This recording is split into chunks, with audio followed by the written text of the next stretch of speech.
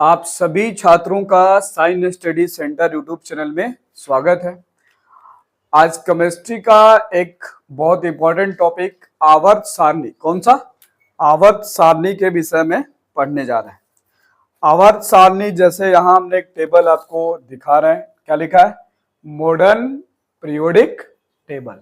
ठीक है, modern periodic table मतलब आधुनिक आवर्त सारणी। ठीक, इसी के गुण धर्म के बारे में आज हम लोग चर्चा करेंगे। ठीक है, परमाणु क्रमांक क्या है, परमाणु द्रव्यमान क्या है, वर्ग क्या है, आवर्त क्या है, ठीक है, इलेक्ट्रॉनिक विन्यास क्या है, तत्व क्या है, धातु क्या है, अधातु क्या है, इन सब के विषय में क्या करेंगे हम लोग आज बात करेंगे।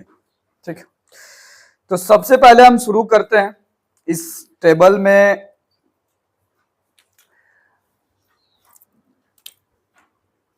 पदार्थ को रासायनिक आधार पर 3 वर्गों में बांटा गया। कितने वर्गों में बांटा गया? 3 वर्गों में बांटा गया। ठीक है, एक को कहा गया तत्व, एक को कहा गया यौगिक और एक को कहा गया मिश्रण। ठीक है, तत्वों को भी 3 वर्गों में बांटा गया। एक को कहा गया धातु, एक को कहा गया अधातु, ठीक है, और एक को कहा गया उप धातु। जैसे अगर हम इस टेबल की बात करें तो इस टेबल में तत्वों की संख्या टोटल कितनी है? 118 है। कितनी है? 118। इस पूरे जो टेबल यहां दिख रहा है ये सभी तत्व हैं। क्या है?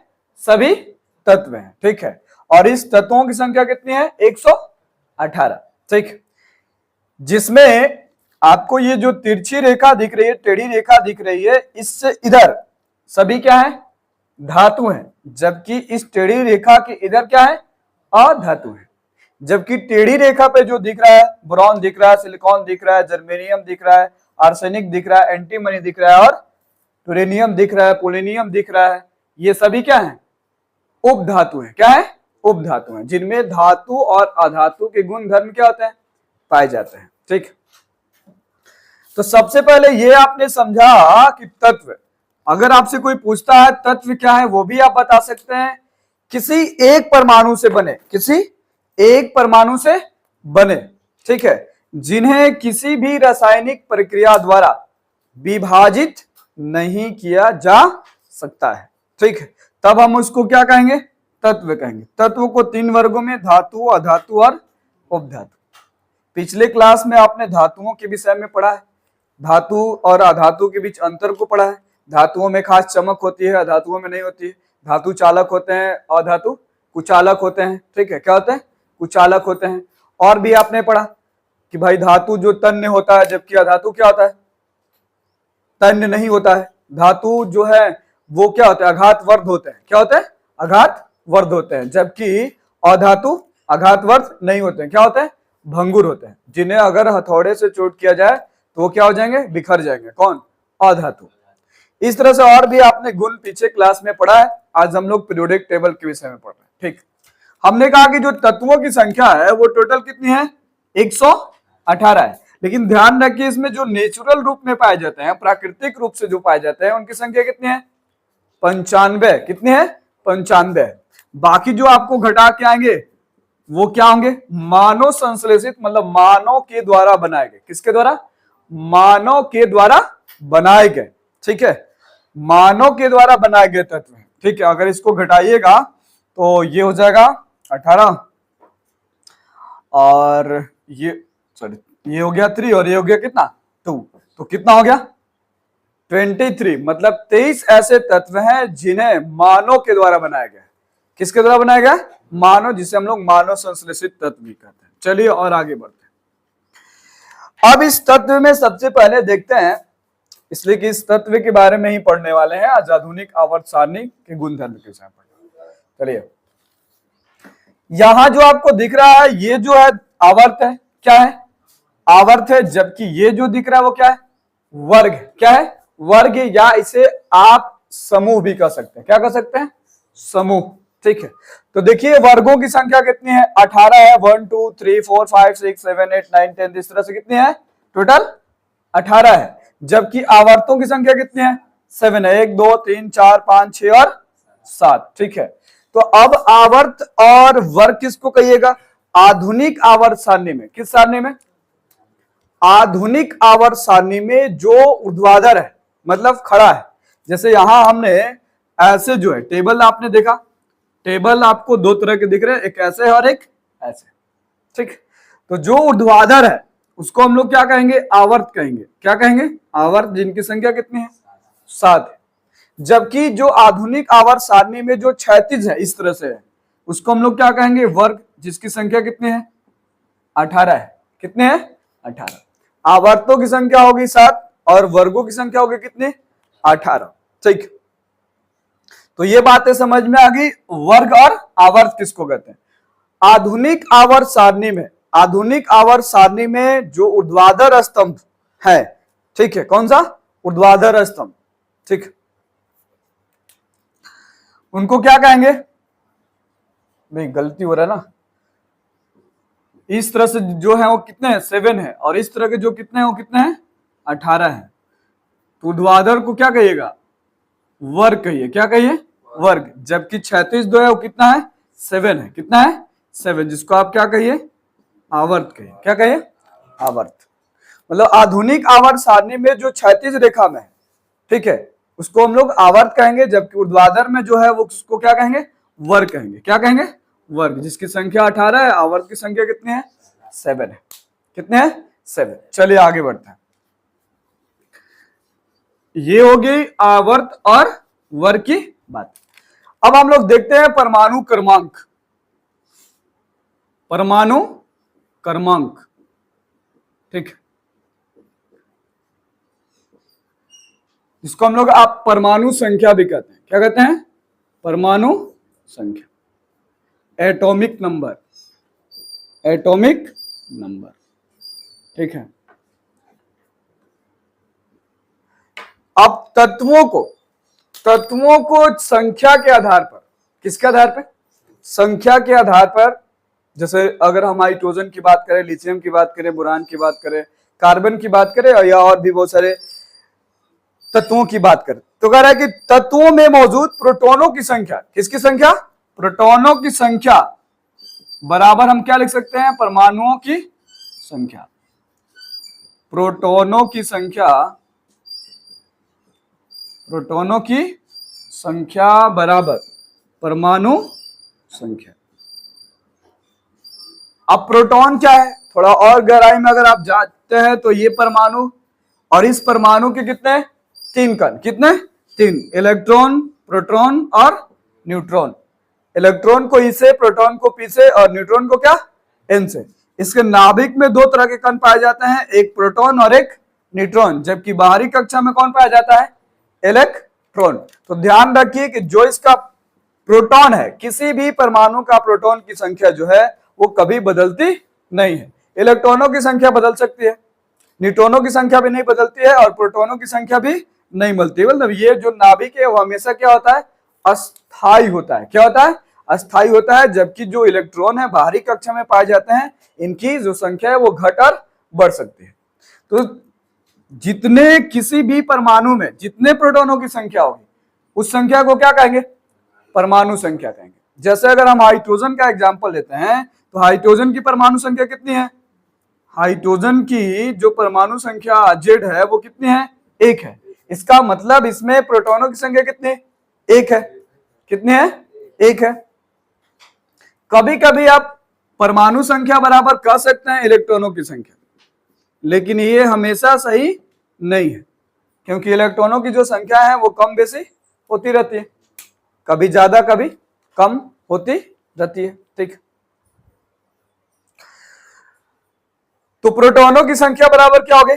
परमाणु संख्या। किसी भी तत्व की जो परमाणु संख्या है उसके अंदर, उस परमाणु के अंदर, उस तत्व के परमाणु के अंदर मौजूद प्रोटॉनों की संख्या के आधार पर बताई जाती है, ठीक है। इतनी बात समझ में आ गई। परमाणु संख्या को देख लिया हमने, ठीक। अब आगे बढ़ते हैं। परमाणु संख्या में आप सारी संख्याओं को क्या करना होगा? याद करना होगा। 118 तत्वों का नाम आप क्या करना होगा? याद करना होगा। उसके लिए एक ट्रिक है जो आपको नेक्स्ट वीडियो में क्या किया जाएगा? बता दिया जाएगा। कैसे? ऐसे तो आपको 20 तक याद रहता है, है ना। 20 तक, 20 तक क्या रहते हैं, याद रहते हैं कि भाई 20 तक कौन कौन से परमाणु तत्व हैं, उनका नंबर कितना है, परमाणु संख्या कितनी है, ठीक है। हाइड्रोजन हो गया, लिथियम हो गया, जो भी। अब हम लोग देखते हैं परमाणु द्रव्यमान, एटॉमिक मास। परमाणु द्रव्यमान, एटॉमिक मास, ठीक। अब ये एटॉमिक जो मास है, परमाणु जो द्रव्यमान है, वो प्रोटॉनों की संख्या, प्रोटॉनों की संख्या और न्यूट्रॉनों की संख्या के आधार पर क्या किया जाता है, निकाला जाता है। अगर हम प्रोटॉनों की संख्या और न्यूट्रॉनों की संख्या को क्या करें, जोड़ दे, क्या करें, जोड़ दे, तो हमें परमाणु द्रव्यमान क्या हो जाएगा, मिल जाएगा। परमाणु जो द्रव्यमान है वो हमें मिल जाएगा। प्रोटॉनों की संख्या और न्यूट्रॉनों की संख्या को अगर जोड़ देते हैं तो हमें परमाणु द्रव्यमान मिल जाएगा, ठीक है। तो परमाणु द्रव्यमान किसी भी तत्व के नाभिक में मौजूद, किसी भी तत्व के नाभिक में मौजूद प्रोटॉनों की संख्या, किसकी संख्या, प्रोटॉनों की संख्या और न्यूट्रॉनों की संख्या का योगफल क्या कहलाएगा, परमाणु द्रव्यमान कहलाएगा। क्या कहलाएगा, परमाणु द्रव्यमान कहलाएगा, ठीक है। परमाणु द्रव्यमान को सामान्यतः हम लोग यू से सूचित करते हैं, किससे, यू से, ठीक। एक और यूनिट है जिसका नाम है AMU, AMU, ठीक है, atomic mass unit, atomic mass unit, ठीक है, एटॉमिक मास यूनिट। और ये कारक इसका जो द्रव्यमान है, कार्बन के 12वें भाग, किसके आधार पर ज्ञात किया जाता है, कार्बन के 12वें भाग, मतलब 1/12 के आधार पर क्या किया जाता है, ज्ञात किया जाता है, ठीक है। जिसका समानता 1.66 गुना 10 का पावर माइनस कितना 27 kg होता है, ठीक। मतलब एक AMU बराबर, एक U बराबर कार्बन के 12वें भाग का जो द्रव्यमान है वो कितना है, 1.66 गुना 10 का पावर कितना 27 माइनस 27 kg होता है, ठीक। ये द्रव्यमान बहुत क्या है, कम है, क्योंकि पावर दिख रहा है आपको कितना नेगेटिव में है ना, किसमें, नेगेटिव में। चले, तो इस तरह से आपने क्या देखा, द्रव्यमान को देखा, परमाणु संख्या को देख लिया। और देखते हैं परमाणु, इसके बाद है परमाणु आकार। क्या है, परमाणु आकार, ठीक है, एटॉमिक साइज, एटॉमिक साइज, परमाणु आकार, ठीक। देखिए परमाणु आकार क्या कह रहा है कि परमाणु की जो त्रिज्या है, क्या है, परमाणु की जो त्रिज्या है उसी को क्या कहते हैं, परमाणु आकार कहते हैं। ये परमाणु की त्रिज्या है क्या, जैसे अगर यहां नाभिक है और किसी भी तत्व का जो ऑर्बिट है, कक्षा है, ठीक है, वो 1 2 3 4 है, ठीक। तो बाहरी कक्षा में, बाहरी कक्षा में मौजूद इलेक्ट्रॉन, ठीक है, नाभिक से बाहरी कक्षा तक की जो दूरी है उसको हम लोग क्या कहेंगे, त्रिज्या। क्या कहेंगे, त्रिज्या। और ये त्रिज्या कौन सा है, परमाणविक त्रिज्या है, क्योंकि ये परमाणु का त्रिज्या ना, इसको हम लोग क्या कहेंगे, परमाणविक त्रिज्या।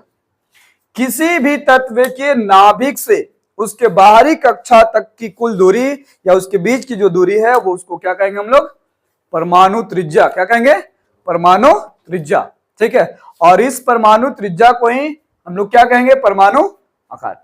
इस परमाणु जो त्रिज्या जितना बड़ा होगा उसका आकार उतना ही क्या होगा, बड़ा होगा। ये जितना ही छोटा होगा उतना ही छोटा होगा, ठीक।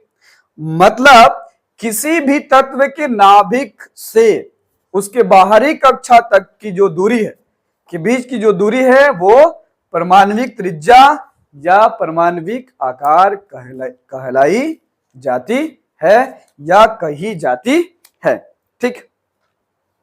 इतनी बात समझ में आ गई, ठीक है।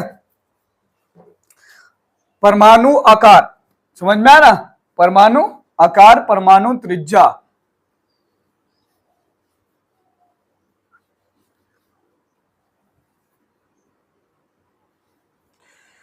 परमाणु आकार को सामान्यतः हम लोग पिकोमीटर से मापते हैं। किससे मापते हैं, पिकोमीटर, PM। किससे, पिकोमीटर से मापते हैं। परमाणु जो त्रिज्या है, परमाणु की जो आकार है, उसको हम लोग किससे मापते हैं? पिकोमीटर से। किससे मापते हैं? पिकोमीटर से। चलिए इधर ध्यान देते रहिए, नहीं ध्यान दीजिएगा तो जो छोटा छोटा चीजें हैं, छोटी छोटी जो टॉपिक है वो आपको समझ में नहीं आएंगे। फिर बाद में आपको पी ब्लॉक क्या और भी केमिस्ट्री की कई ऐसे चीजें हैं जो आपको समझ में नहीं आने वाले हैं, इसलिए थोड़ा सा ध्यान दीजिए, ठीक। अब बात करते हैं इलेक्ट्रॉनिक विन्यास का। किसका? इलेक्ट्रॉनिक विन्यास, ठीक। इलेक्ट्रॉनिक विन्यास, ठीक। अगर हम पीछे क्लास की अगर हम बात करें तो इलेक्ट्रॉनिक विन्यास को हम लोग सामान्यतः इस तरह से लिखते थे 2 8 8 इस तरह से, है ना। जो कक्षा 10 क्या है? वैलिड है, मतलब जो 10 क्लास के जो छात्र हैं उनके लिए वैलिड है 2 8 8 इस तरह से। पहली कक्षा में 2, दूसरी कक्षा में 8 और तीसरी कक्षा में कितने? 8। कितने? 8। अब यहां इलेक्ट्रॉनिक विन्यास को विस्तार से समझिए। देखिए, किसी भी परमाणु के, ये परमाणु हो गया, इसके बीच में ये क्या हो गया? नाभिक हो गए। क्या हो गए? नाभिक हो गए। और नाभिक के बाद ये जो दिख रहा है इसको हम लोग बोलते हैं कक्षाएं। क्या बोलते हैं? कक्षाएं। ऑर्बिट। क्या बोलते हैं? ऑर्बिट, ठीक है।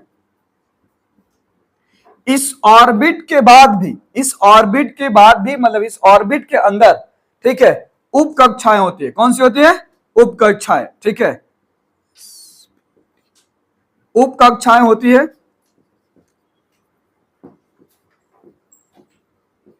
उप कक्षाएं होती है। कौन सी होती है? उप कक्षाएं, जिसको हम लोग एस-पी-डी-एफ से क्या करते हैं? सूचित करते हैं। एस-पी-डी और एफ से सूचित करते हैं। अब जरा ध्यान दीजिए, अभी आपको अगर नहीं समझ में आ रहा है तो समझिए ढेर।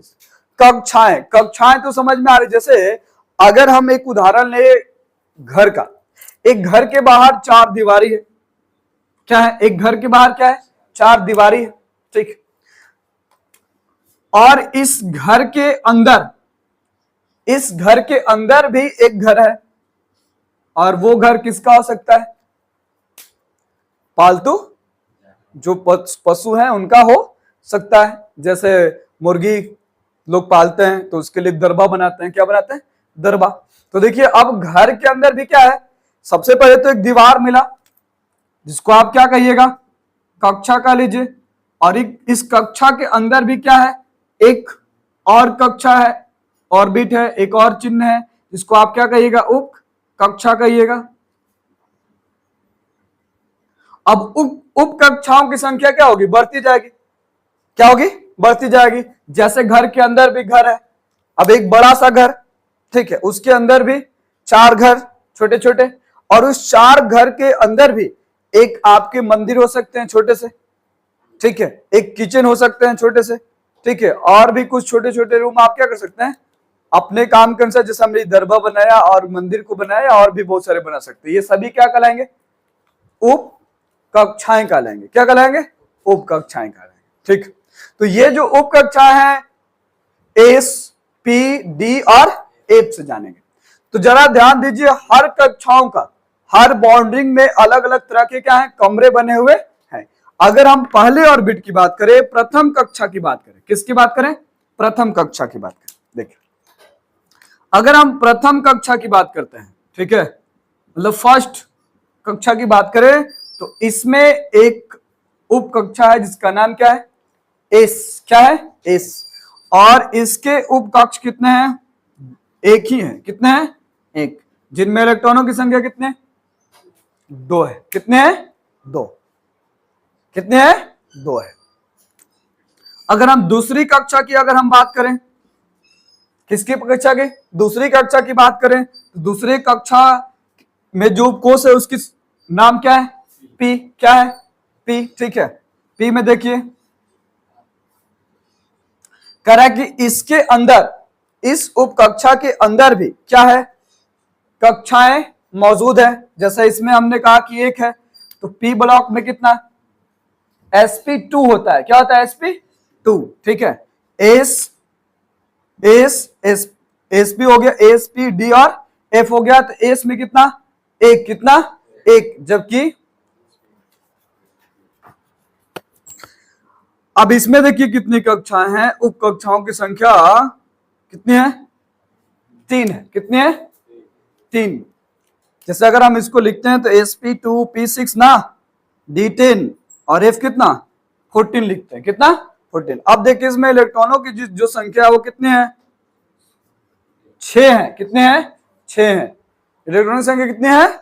6। और यहाँ उप कक्षा की संख्या कितना है? 1 2 और 3। इसका नाम क्या है?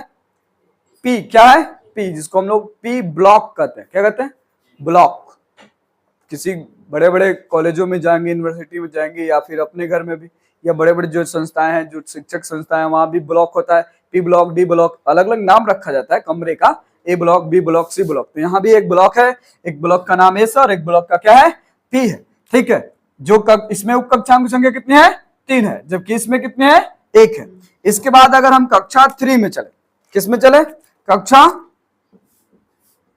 3, ऑर्बिट 3 में चलते। इसका नाम है, इसमें जो है उसका नाम क्या है? डी। क्या है? डी। इसमें जो उप कक्षाओं की संख्या वो कितनी है? 5 है। कितने हैं? 5। ठीक है, एक और जोड़ लीजिए। कितने हैं? 5। बातें समझ में आ रही है? ठीक है। कितने हैं? 5 है। कितने हैं? 5। अब हर एक उप कक्षा में कितने इलेक्ट्रॉनों की संख्या? 2। कितने? 2। तो टोटल कितनी हो गई? 10। एस में 2, S2 P6 और D10। S2 P6 और D10। ठीक है, याद रखिएगा। इसके बाद कक्षा 4, कौन सी कक्षा की बात करें? कक्षा 4 F। करें कि इसमें 7 उप कक्षाएं होती है। कितनी होती है? 7, मतलब 7 होती है। इस तरह से 1 2 3 4 5 6, तो 7 हो जाएंगे। ठीक है, कितने हो गए? 7 उप कक्षाएं हैं, जिसमें इलेक्ट्रॉनों की संख्या कितनी टोटल? 14 है। कितना है? 14 है। इलेक्ट्रॉनों की संख्या टोटल कितने हो गए? 14। ये आपको याद रखना है। मतलब कक्षा के अंदर जो उप कक्षाएं हैं उनका नाम एस, पी, डी और एफ है। बस इससे ज्यादा आपको नहीं पढ़ना है। एस, पी, डी और एफ याद रखिए। एस में 2 इलेक्ट्रॉन, पी में 6 इलेक्ट्रॉन, 10 में डी में कितने? 10 इलेक्ट्रॉन, और एफ में कितना? 14 इलेक्ट्रॉन। इतनी बात समझ में आ गई? अब इसके आधार पर हम लोग क्या करेंगे? इलेक्ट्रॉनिक विन्यास निकालेंगे। एग्जाम के व्यू से ये वेरी इंपॉर्टेंट है, क्योंकि इलेक्ट्रॉनिक विन्यास हर एग्जाम में पूछे जाते हैं। 1 नंबर का क्वेश्चन आपको यहां से आएंगे। अब इसका परिभाषा नहीं पूछता है, कहीं भी पूछेगा भी नहीं। ठीक है, पूछेगा क्या? 1 नंबर में आपसे पूछेगा कि भाई इस परमाणु संख्या का इलेक्ट्रॉनिक विन्यास क्या होगा, या फिर उस तत्व का नाम लिखा रहेगा। क्या लिखा रहेगा?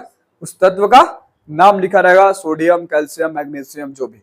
अब उसकी परमाणु संख्या अगर आपको याद है तो आप उसका आसानी से इलेक्ट्रॉनिक विन्यास क्या कर सकते हैं? निकाल सकते हैं, अन्यथा नहीं निकाल सकते। अब जरा ध्यान दीजिए, इलेक्ट्रॉनिक विन्यास अब हम लोग निकालने की ओर चल रहे हैं। इतनी बात समझ में आप लोग को आ गई? अगर डाउट होता है तो आप कमेंट बॉक्स में बता सकते हैं। ठीक, चलिए इसे मिटाते हैं, बढ़ते हैं हम लोग इलेक्ट्रॉनिक विन्यास की तरफ। लेकिन ध्यान रखिए, ये आपको याद होनी चाहिए। एस में 2 इलेक्ट्रॉन, पी में कितने? 6 इलेक्ट्रॉन, डी में कितने? 10 इलेक्ट्रॉन, और एफ में कितना? 14 इलेक्ट्रॉन। ठीक है,